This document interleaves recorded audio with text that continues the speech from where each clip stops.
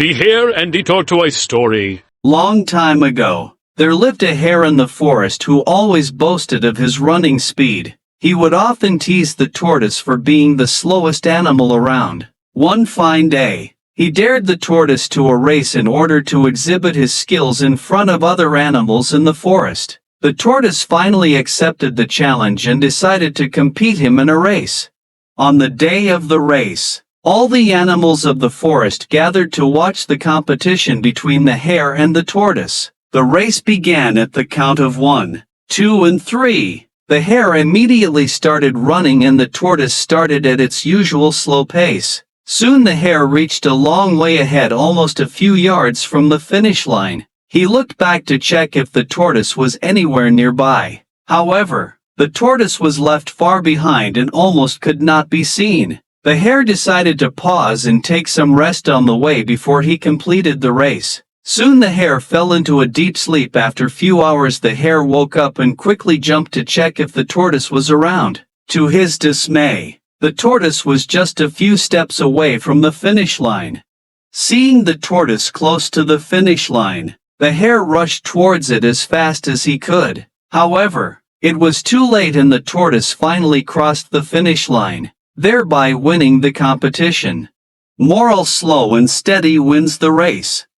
Hare and the Tortoise Story Part 2. After losing the race, the hare could not get over the fact that he was defeated by none other than the slowest animal of the jungle, tortoise. Feeling enraged and dejected, he visited the tortoise's house the next day. The hare yelled, "You won the race, but that was completely out of sheer luck. I took a nap and that's the reason you could reach the finish line before me." The tortoise replied in a timid voice, "You are wrong. I won the race because of your overconfidence." The hare said, "Okay, if this is the case, then let's have another race. This challenge would be different from the previous one." The tortoise did some thinking this time and realized that there's no way he can beat the hare in a race this time, so he thought for a while, and then accepted the hare challenge for another race. The tortoise said, "Okay, we have another race, but the route of the race will be selected by me." The hare agreed and didn't care. He thought he could win any competition. The news spread all over the jungle that the hare and the tortoise will have another race. On the day of the race, all the animals of the forest once again gathered to watch the competition between a hare and the tortoise. They were very excited for the race. The fox was selected to judge the race. As decided earlier, the route was set by the tortoise. They started off. The hare, in keeping with his self-made commitment to be consistently fast, took off and ran at top speed until he came to a broad river.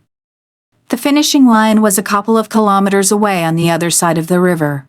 The hare sat near the river wondering what to do.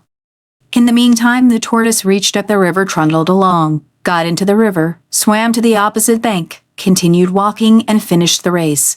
The moral of the story is first identify your core competency, and then change the playing field which suits best your core competency.